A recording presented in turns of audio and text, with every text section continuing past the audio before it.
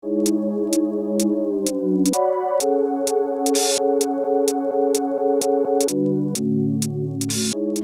to BeachinSurfTV. My name's Clint Harris and we're here to talk about boards, fins and everything else you use to get your froth on into the surf.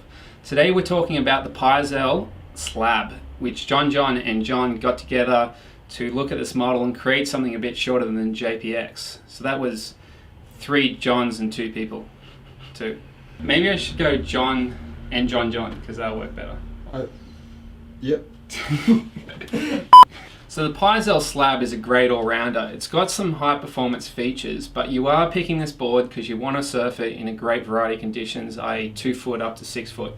You're not going to take this out on a crappy 1 to 2 foot day, but this thing is going to hold if you need something when the surf's got a little bit more push, but you're going to be able to ride it a little bit shorter. I had a chat with one of my mates, Zach Man, about this board because he picked this thing because he was chasing something that was Hawaiian design, that was a little bit stronger, a bit more durable, but also something that he could ride a bit shorter that suited more of the East Coast Australian conditions that he typically surfs in. He really likes his high performance models that he takes in solid surf, but he wanted something that still kept a bit of curve, had good rail, and something that would really surf well top to bottom in smaller surf, and this is what this board kind of represents. Looking at something like the Pyzel JPX, that thing loves good conditions with solid push, but so does the Slab. The Slab's still going to handle in solid surf, but when it's a little bit smaller, so let's say 3 foot Padang, Impossibles, somewhere like that in the Indo, or conditions that's got a bit more punch, like a reef break in Australia, this board's still going to hold, it's going to be drivey off the bottom, and you're still going to be able to really rely on it for the high acceleration points in a wave that you might need, or something that's going to give you a bit more leverage top to bottom. This board is still going to perform well despite it being a bit shorter. So when you look at a lot of all-rounder boards in market, they generally do shorten it like this thing has. They widen the nose, which this board definitely has a bit more area at the nose. It's slightly flatter rocker, once again consistent, but what I like about this board is it's got a bit more tail lift, it keeps a bit better rail, and when I say better rail, it's a little bit blockier, it's got a little bit more edge, so you're going to have a bit more drive off the bottom and have a bit more speed off the bottom and have a bit more hold in higher parts of the wave.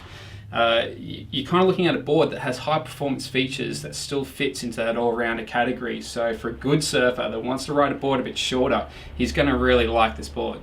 So as I just mentioned, the board does have a slightly flatter rocker. Now that's beneficial at the nose because you're going to get a bit more speed if it's 2 to 3 foot, and with that extra area at the nose, once again, it's still going to be drivey, but you're going to have a lot of extra speed, which is great if you're on the shoulder, you've got to cut back, you need to maintain to make that next section.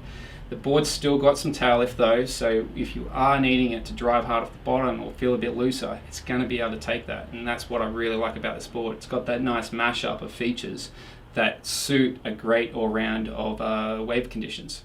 So looking a bit closer at the fact that it's got a flatter rocker at the nose and a bit more area, you're really getting the benefits of speed here. So in those conditions where it's 2 to 3 foot, you're going to have still the drive that you desire, but a bit of extra speed and a bit of extra paddle power, which is always going to be a good thing in smaller conditions. Keep in mind though, that tail's got a bit of lift, so you're still going to be able to load up your turns and have a bit of performance in it. A lot of boards in the all-rounder category do end up having what I'd refer to as too flat a rocker right through, and so you're losing some of the advantages where you can have a more balanced model like this that does keep some of the performance features that a good surfer will really appreciate.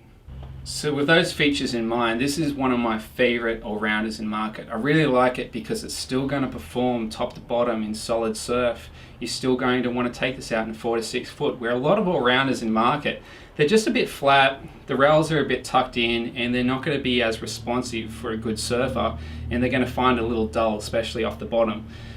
Look at the JPX, great board, but just potentially a bit too long in those 4 to 6 foot conditions, or maybe even those 2 to 3 foot conditions, where this board is still going to lap that out. You can have a tighter turn on it, and I think this is going to be a great board to fit into your quiver as the all-rounder before you're getting your step up out.